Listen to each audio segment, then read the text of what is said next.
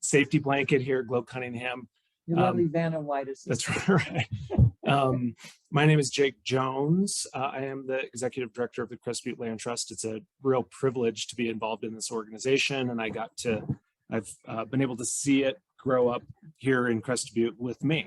And so Crested Butte Land Trust was born a couple years before I got here as a youngster, and I always believed that that's the work that I wanted to do when I grow up. I'm not sure if I'm grown up, but I'm doing the work that I've always wanted to do, and it's a real sincere pleasure to do that.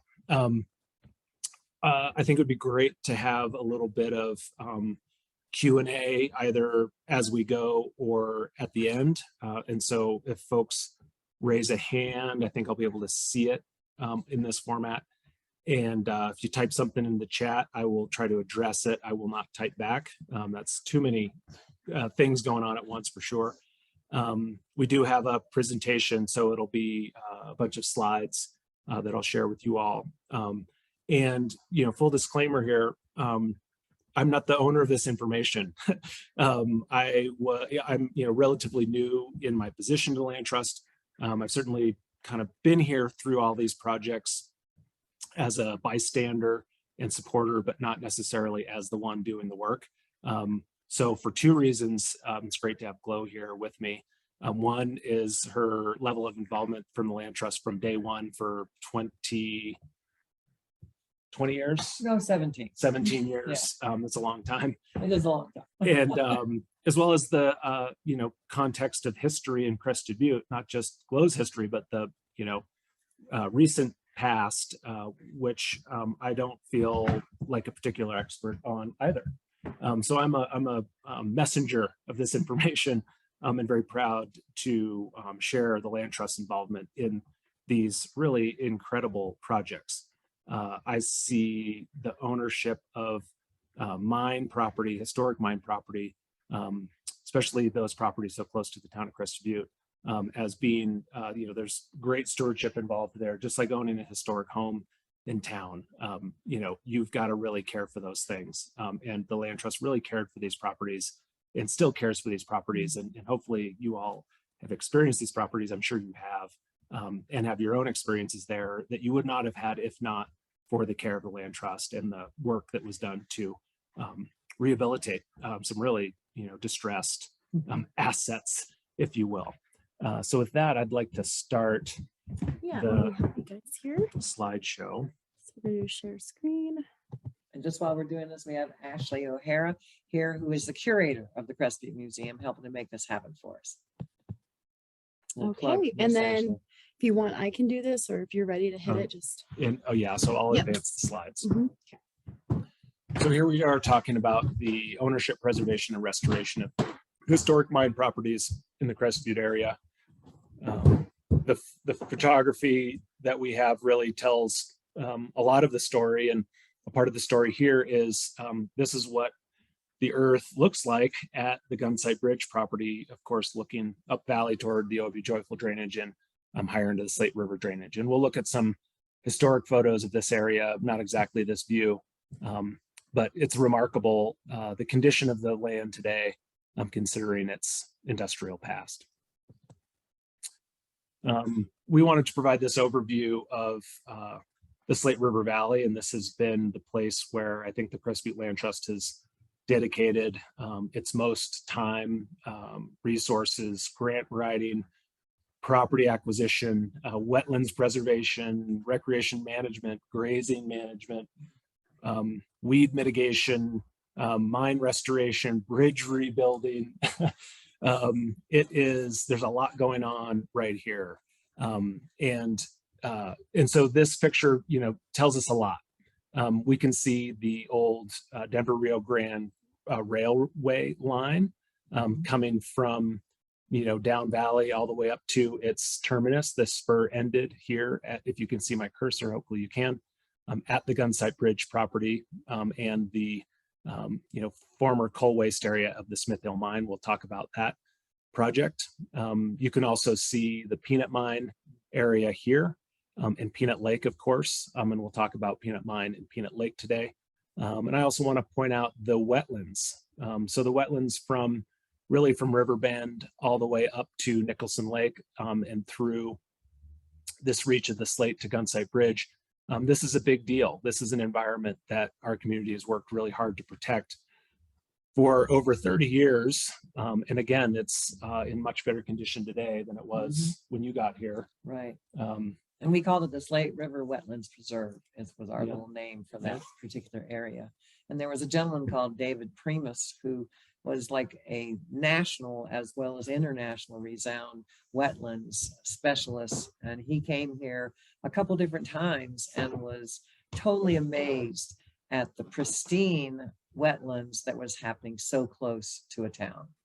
He continually remarked to us about that. So we were very proud and knew that was a really important thing to preserve. Yeah.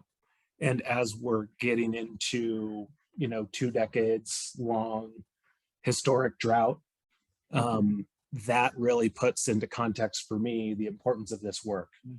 This isn't undevelopable land. This is where our water gets stored and cleaned, and it's where wildlife is fed.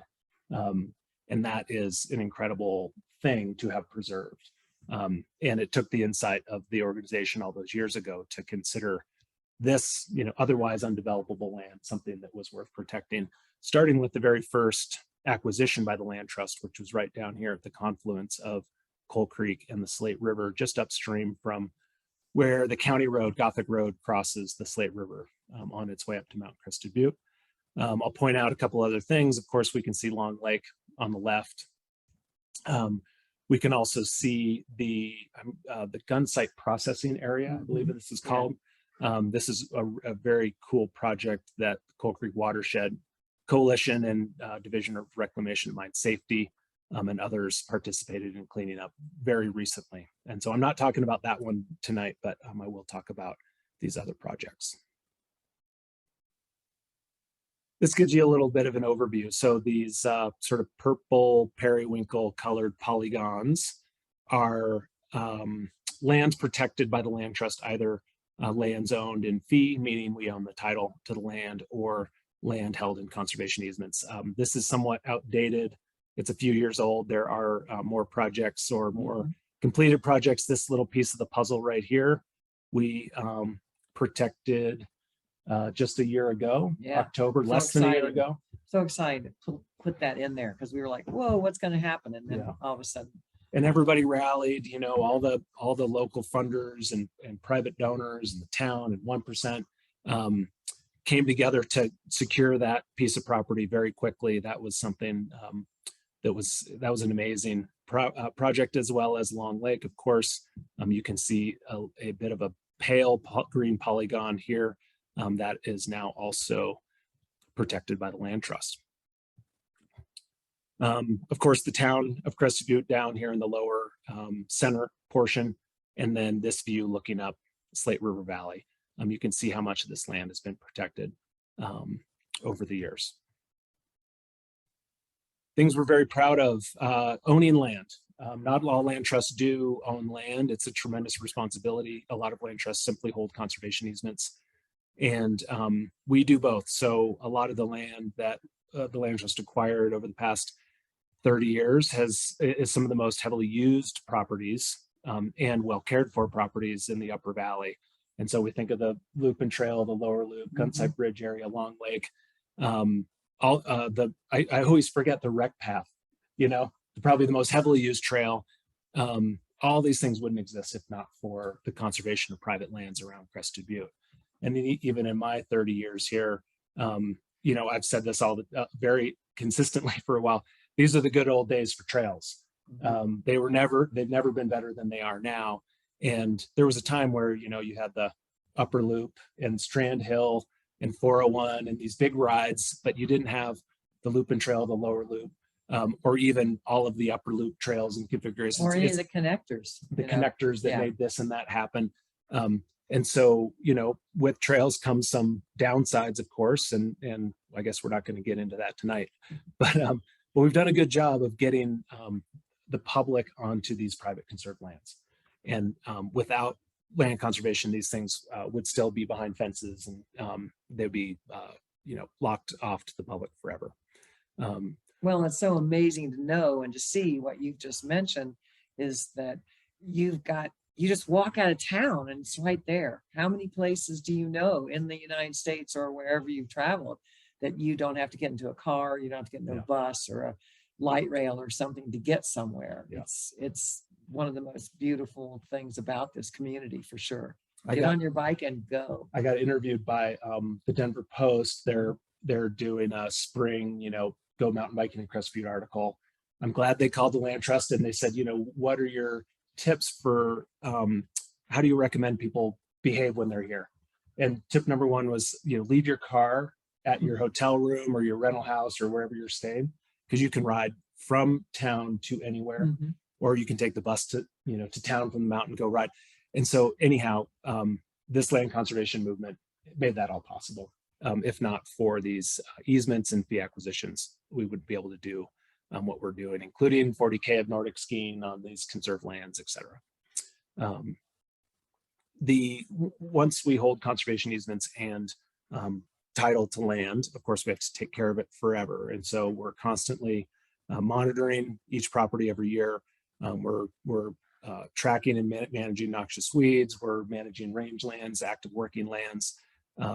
We do mine and river restoration, trail construction and maintenance, dealing with the public at large. This year, we're going to have a full-time, all summer long conservation ranger, someone out there to interact with the public, not just with a clipboard and taking surveys at the Gunsite Bridge, but really actively engaging with the public. And fingers crossed, we hope it's a good model, something that we can keep doing, because we think we need to provide a little bit more, a few more human resources out there as well.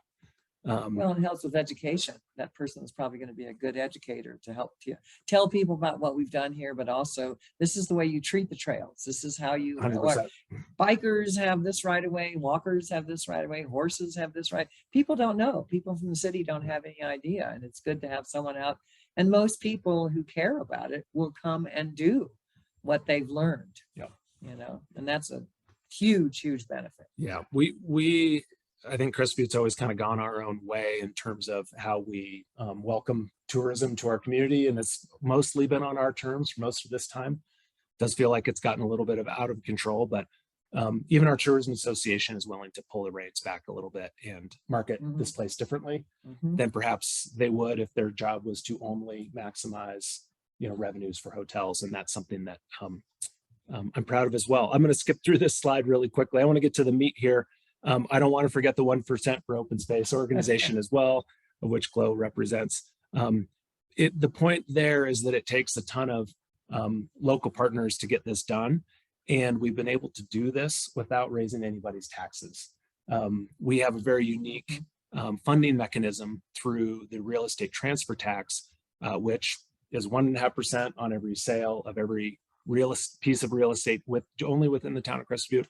Voters approved that in 1993, and it has put millions and millions of dollars into a dedicated fund, can only be used for conservation and stewardship of these conserved lands.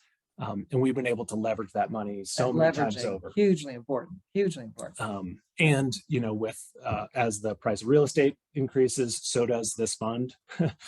So does the price of real estate. And so, we need more and more money all the time to conserve land. But these partnerships have been amazing, and the 1% for Open Space, pennies at a time raising money, have raised over 2 million, over 2 million, $2.4 million in 15, like how many years? 20 years. 20 years. Yeah. Remarkable. And so here we get into the thesis of tonight's talk. I've got a little thing right here. And so hopefully y'all can see my cursor.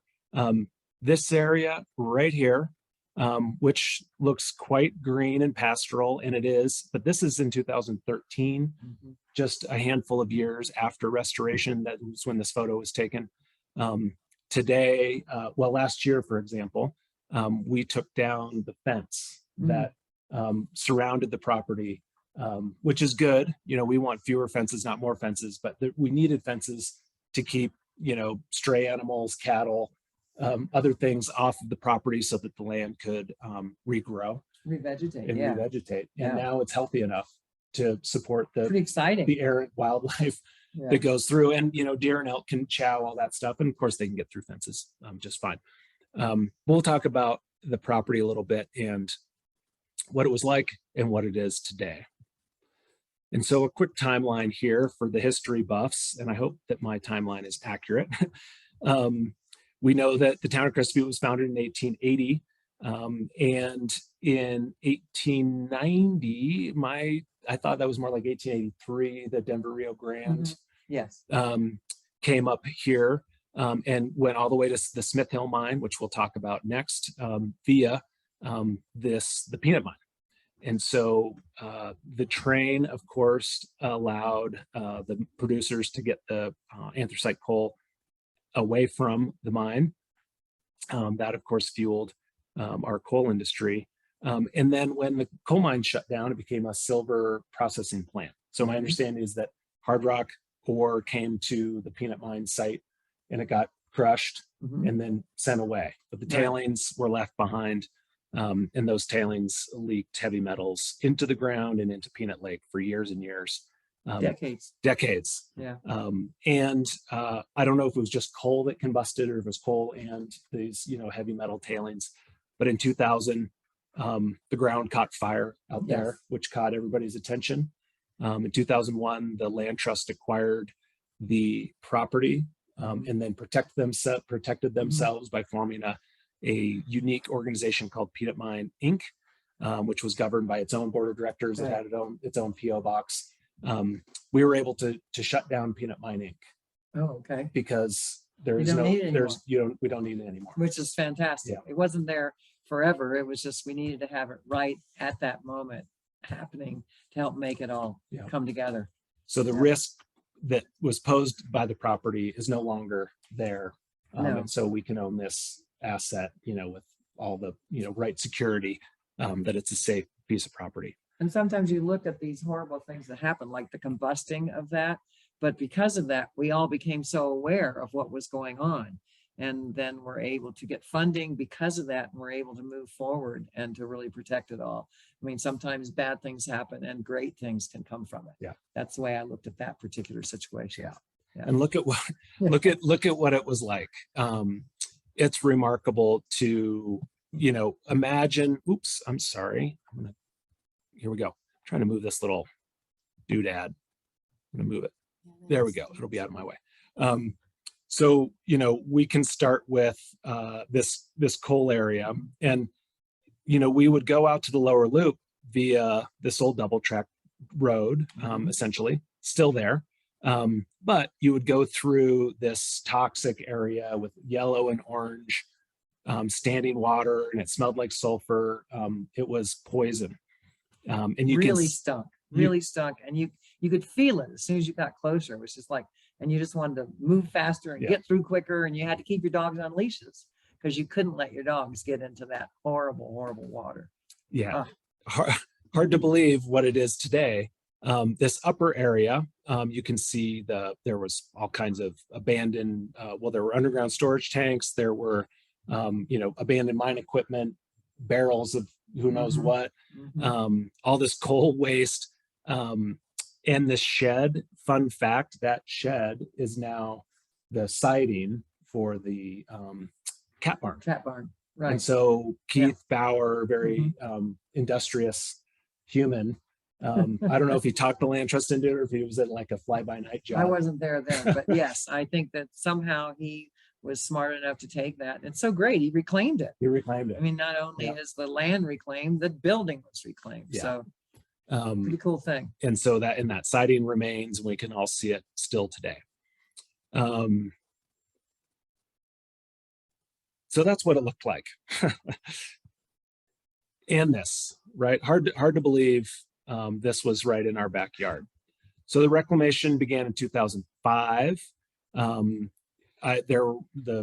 details around funding and project management elude my ability to put this presentation together. I'm sure John Hess and others was very complicated, and it was really something we had to work at really hard, but the communication was really great. There was a wonderful man, I want to give him credit, Steve Renner, who really spearheaded this and really made it possible for this to happen for us through his work with granting and bringing the money in and his connections. And then John Hess was out there tons, as he still Still is. every day. So imagine being up on the Bud Trail, you know, and looking down at that, at what was this area here. And today it looks very natural. You know, you can tell that the earth was sort of shaped probably with machines, but that's about it. You know, we've got native trees coming back. It's full of wildflowers and grass. And John, you know, he gets a special mention in this presentation because he really is the, I mean, I just land steward is the only word I have for it. He's the king of being the he land is. steward for sure, because he's out there daily with his dog. And, you know, it's either watering the trees that have that big, huge, if you can see that container that's out there, he takes those because there's a gully just as you're going over one of the first cattle guards, just to the left when you're looking up, and there's all these great trees. They call it Crow Gully because Pat Crow and Annie Starr helped put those trees in. And so he waters all those trees, and now they're pretty much on their own, you know, but then he's picking the weeds. And if you ever feel like it, you're more than welcome to get out there because he'll have an extra bag and he'll help you, show you exactly what weeds you should be picking and what you need to leave. It's good to know that. He writes a report at the end of the summer. Gives it to us. It's amazing. And he deserves a ton of credit. He gets a Lifetime Achievement Award for his care of that property. Absolutely. And here we are after reclamation. You know, so I'll just go back here before and after. So these, the steel barrels and coal waste, I'll point that out. And then this pond with the barrel in it or whatever that thing is, I'll point that out on the next screen as well. So the barrels and things that would be up where you can see my cursor up here above the road, if you will. And then I think the pond is, it's down here. I'm not quite seeing it glow, but this is the little Wild Bird Road. Yeah. It's down here somewhere. Yes. And actually we can see it's probably a little pond in here, which looks dried up in this photo. And then it's looking down over this pond as well. So this little upper pond is a part of this restoration area. So a remarkable transformation. And of course, allowing land for wildlife, cleaning the water that's going into Peanut Lake. We'll talk about Peanut Lake next and the legacy of the mine waste. But this, of course, is an award-winning project. 2008 got a national award. I don't know how many of those they give out, if it's 1 or if it's 10. I didn't really Doesn't know, matter. but we were pretty thrilled. It's amazing. It was a lot of work for a lot of years, and it was so nice to get recognized on a national level. But really, considering the land trust acquired the property in 2001 and had it in this condition by 2008 is tremendous. Yeah, That's a lot of work. That's a huge accomplishment. A lot of volunteer hours and a lot of thinking out of the box. For sure. Glow, anything else on this project before we go to No, Peanut Lake? it's just so thrilling. It's just thrilling to see it. I mean, you know, I think that a lot of people never get the opportunity, and many of us who've lived here for so many years, to see some change and just your, not even your lifetime, just in less than a decade that this has happened. It's thrilling, really thrilling. Yep. And so we'll go downstream slightly to Peanut Lake. And so due to the mine, Peanut Lake itself became polluted with heavy metal sediments that are at the bottom of the lake. Our best understanding is that the water is okay-ish. What's beneath the water is not so great, and we want to keep that stuff there. The bottom couple feet is just where the sediment has just settled. It's absolutely awful. It's awful. Yeah. And so we want to keep Peanut Lake where it is for a couple reasons. One, it provides great wildlife habitat. It's beautiful. It's part of our landscape. And two, it's keeping a lid on these heavy metal sediments that are down there at the bottom of the lake. If you go out there right now, the geese are nesting. You can just see them and hear them. Geese and beavers. Yes. Tons of waterfowl moving through. And I'm pretty pleased about this, and I hope that this trend will continue. we don't get a lot of people wanting to put recreational pressure on Peanut Lake. Right. You know, it's signed. I don't see errant suppers out there really, you know. No, well, and there shouldn't be. And there shouldn't be, It's and dangerous to have that because we have to keep that sediment Yep. at the bottom of the lake. It would be really awful for the whole environment. It'll go totally downstream. You know, that's why every summer I bless the little beavers and tell them thank you for keeping all their hard work. for all their hard work, Yeah. you know, for keeping the sediment there as it's supposed to be, you know. And this is a really interesting and sort of dynamic hydrology, and that is because we have a couple things going on. You can see here, and this is a somewhat dated photo. There's a lot going on there today, but this was an old gravel mine, and so a part of the, I'm not going to probably get this quite right, but this property got pretty aggressively dewatered during the gravel mining because it was a swamp. Right. And also a part of that dewatering was to build a berm along the Slate River, which also, you know, kept water off of this property where the gravel is being mined. Yeah, from putting it into the wetlands. Putting it into the wetlands, Right. which is exactly what happened. What also happened is that berm, by disconnecting the river from its floodplain here to the east, forced the velocity of the river to gouge away at this bank of Peanut Lake. So the the west bank of the Slate River, the sort of eastern edge of Peanut Lake. So the velocity of the river increases over time. This gets eroded.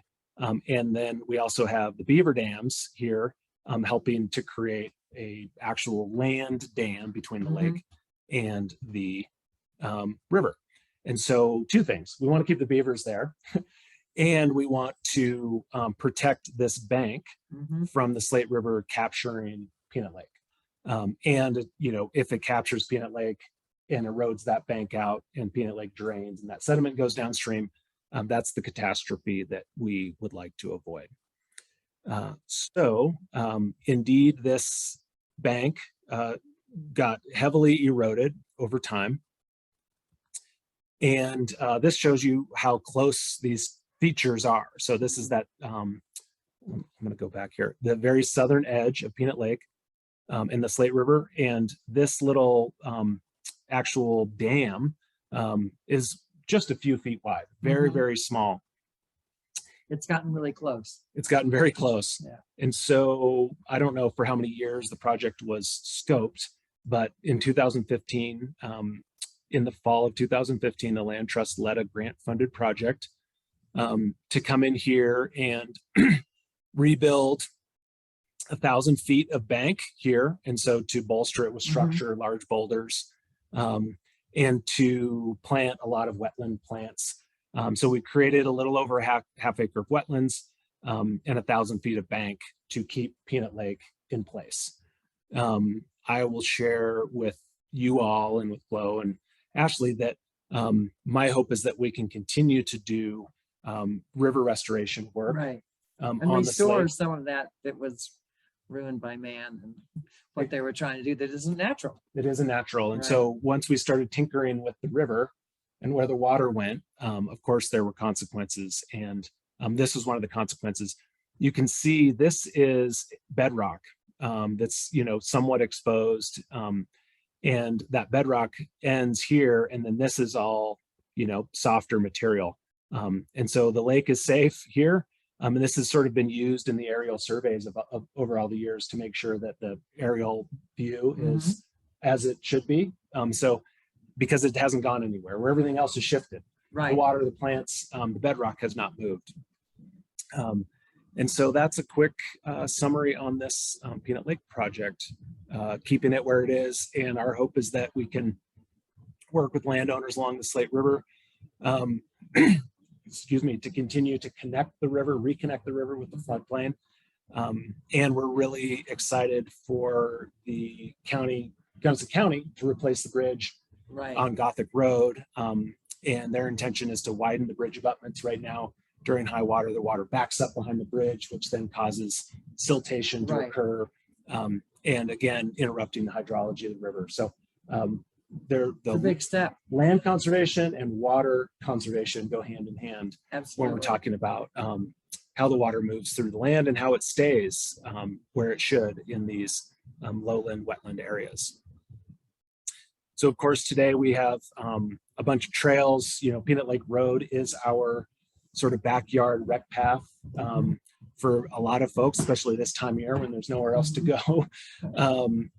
And that over the years, this part of our valley and the connection from the town of Crested Butte out to the lower loop, Gunsite Bridge, the wilderness that goes on beyond that was made possible through land conservation here in the valley. Well, it cracks me up too. We weren't really very inventive about names. It's the lower loop, the upper loop, the upper lower loop, lower upper loop, upper lower loop. Yeah. It's just like, That's a curse. where are you? Are you on? Are you on the upper loop or are you on Yeah. the lower loop, or which one are you on? So who knows? Maybe someday they may get renamed after some of the important families in town or something. Who knows? Not that I'm suggesting we have to, but it just cracks me up. Were you on really the lower loop or were you really on the upper loop? Yeah. Where were you? The upper lower or the upper upper? Yeah, right. Totally different Yeah. spots. Okay, next project is, Chloe and I had a little chat about this, whether this was the Smith Hill mine or the Amsterdam mine. I think it might be both. Yeah, but more known to us now is the Smith Hill mine, just because that's our current name. Looking down in this photograph, you may be able to see a little structure here. This is on private property today, but this was a small town, Cloud City. The drift, the coal mine itself, I believe was up here, and it must have been right within the Cloud Yes. City area. Yeah, And to get the ore, years ago you could see it a lot better. I've been That's around it's 47 more- years. It's just the changed trees a have lot, grown the up. trees and everything. Yeah, Yeah. but you could really see it a lot better years ago and understand what was really happening up there.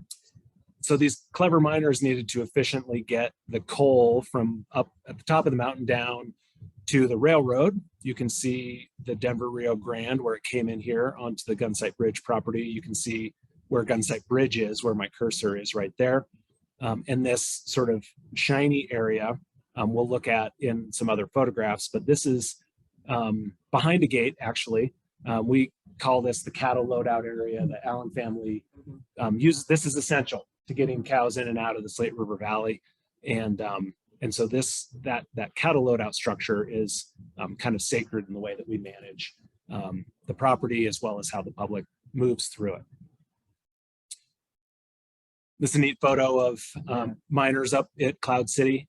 It just looks just like that today, really. The trees are bigger. There's more of them. Glow said that this Buildings are structure pretty much here, gone, yeah. buildings and maybe some of this structure or a newer structure in that general location is what's up there today. So Howard, named Smith Hill, named after Howard Smith, Crested Butte's first mayor. Mine opened in 1882. The Denver Rio Grande Railroad came in 1883. And the mine operated until 1929.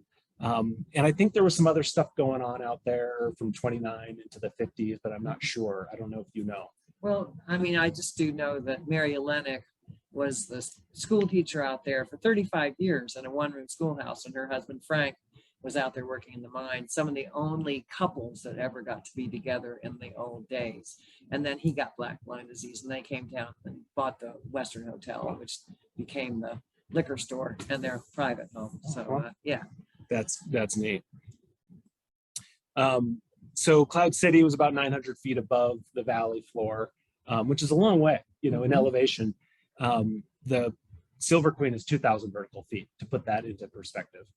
So it's almost halfway up the Silver Queen, and an 1,800-foot tramway, which was an amazing structure. One, considering that they got that tramway up such a steep slope, and two, that you would have no idea today that it was even there. Yeah. And so these pictures to me are remarkable.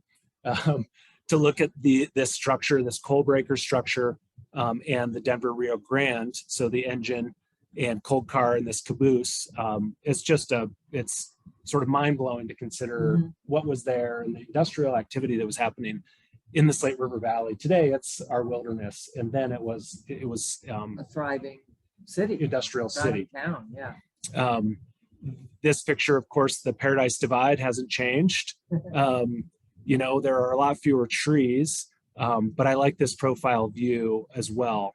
And so we can see some of these piles of waste. I don't know exactly what this material was, whether it was coal or something else. This might be a little mule train on top of that pile. I can't quite tell. But here at the coal breaker was also a turntable. So Right. it was a 50-foot turntable.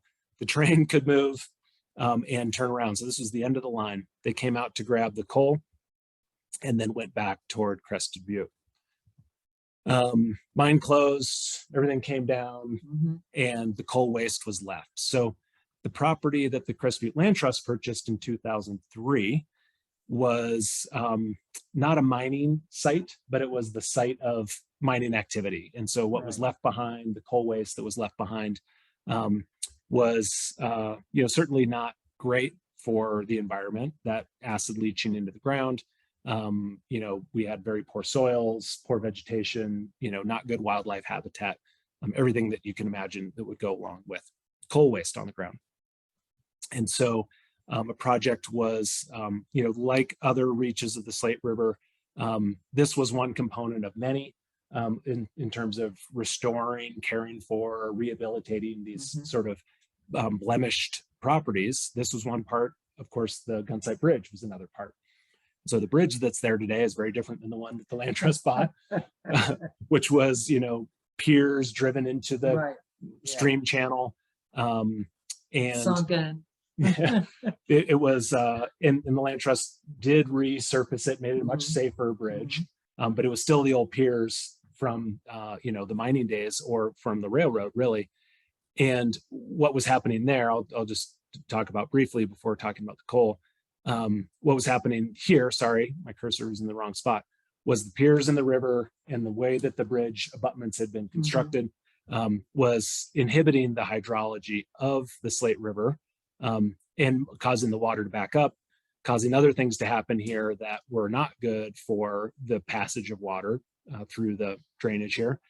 And so in part, the project was to make the bridge safer. It was just simply outdated and dangerous. And two was to make it broad enough to not inhibit the flow of the water through. So that things could move through and the sediment didn't pile up and That's right. the rocks didn't pile up. Yeah. And the piers in the middle of the stream were catching debris and causing other flooding and things to happen above it. So, it wasn't just to make a pretty nice metal suspension bridge, which it is, but it was also to allow the river to flow freely through that area. So there are really three components: wetlands restoration, coal waste stabilization, and then vegetation and weed mitigation. And so you can kind of see here, the coal removal areas are here in green and the stabilization areas are in yellow. And what you're not seeing in this image, because we're looking downhill, of course, is a lot of that stabilization had to happen upslope. So a lot of the coal was left behind below the tram, and work was in, and it was causing extra erosion because nothing could grow. And so a lot of work was done up on the hillside to try to create plant growth and minimize or prevent erosion. 11,000 cubic yards of coal waste. That's a lot. You can see here, so this is, some of the coal storage, and it went out kind of throughout this area here. This is now, a part of those 11,000 cubic yards of coal that came out of there was also capped by material that is now this really dedicated cattle loadout area. Today, we have, it's a different world out there. And the most recent, the Gunsite Bridge replacement was 2018-19, created this beautiful bridge, did all the things I just mentioned. And then we were able to build what we've called the Coal Train Trail, which connects the Gunsite Bridge property to the Obie Joyful Campground. And this is an opportunity to walk a long way or get on your bicycle in town and human power your way all the way to the wilderness boundary at Obie Joyful without touching the road ever. Right. It allows campers at Obie Joyful to get to town without getting in their cars or without riding their bikes on Slate River Road. It's getting a ton of use. We don't actually have a lot of trails that aren't really steep. This trail is, Yeah, is nice and flat. nice It's and where we level. send from here to the museum. We send people there a lot because Cool. it's like, are you intermediate? Okay, we got something intermediate Right. for you. And that's a new good trail option. Absolutely, Um, absolutely. And I mentioned this cattle loadout area is, still somewhat sacred. So, for us, ranching is a huge part of the conservation puzzle. When the cows are gone, I think we're going to be in trouble. And so we want to really help them be able to do business in the valley. We have grazing leases all over these conserved parcels. In this property, this Gunsite Bridge property and that cattle loadout area is essential to the logistics of moving cows in and out of the valley. And so we're extremely lucky, I think, because the ranching families around here, Ashley's been really connecting with the Spans and the Graries, and a lot of the ranching family, Allens, of course, have been primo up there in the conservation world.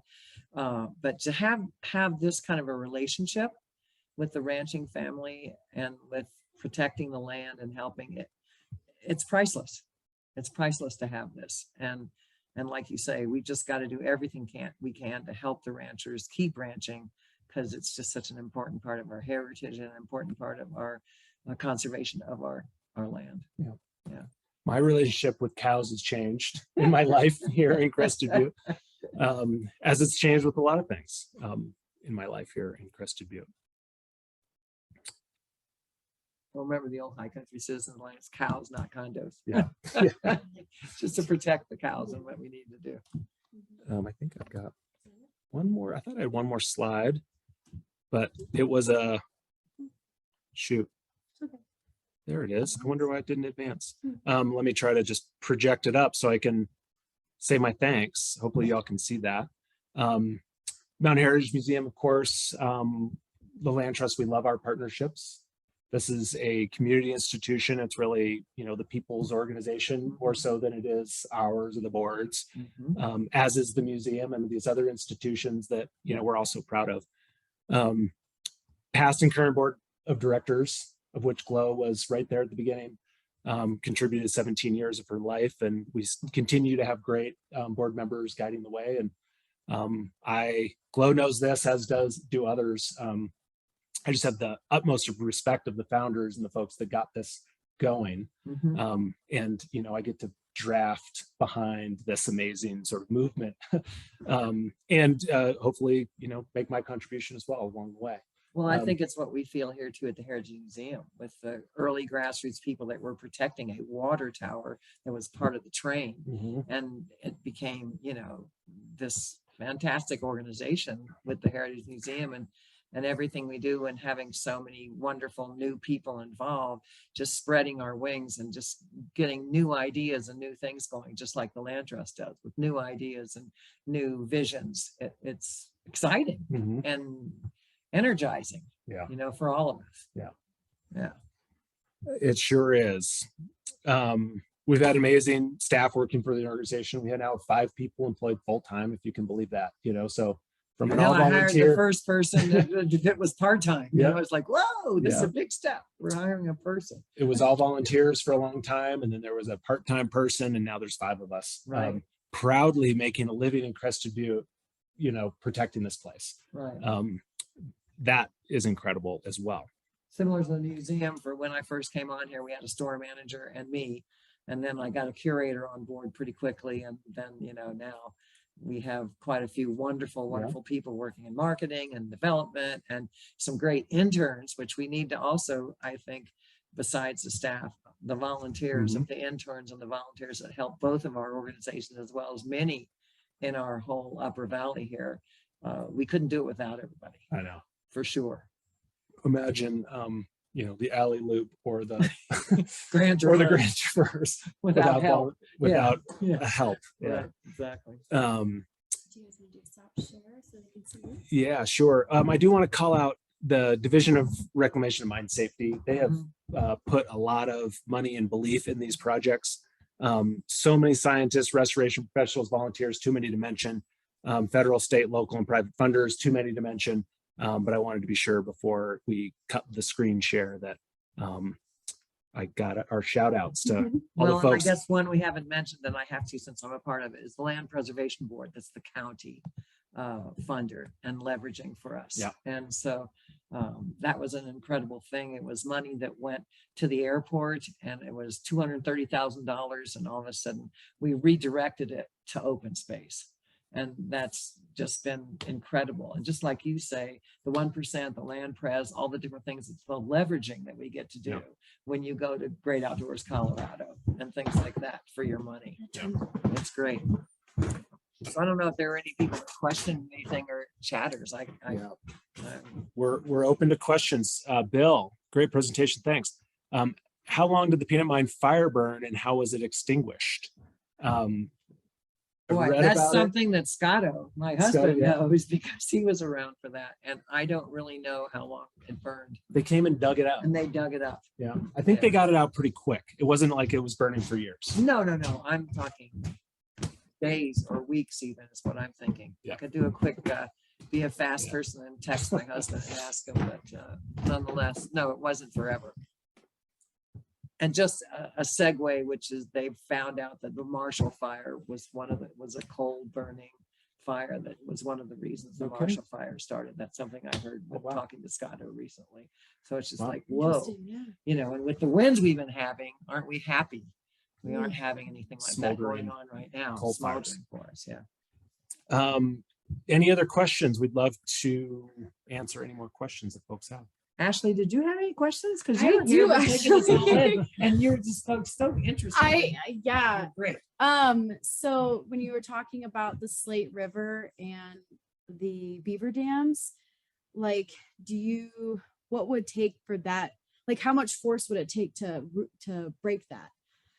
Like, that's what I think of. Like, if there was just absolute flooding, like, have we ever had a year where it flooded so much on Peanut Lake and it went into the Slate? Or I think the Slate and the lake have probably exchanged water. Absolutely. Yeah. I It's I feel that for sure. It's Yeah. the earth dam that is in pretty good shape still. Right. And so it does get monitored. And I believe the state has come to inspect it recently as Right. well.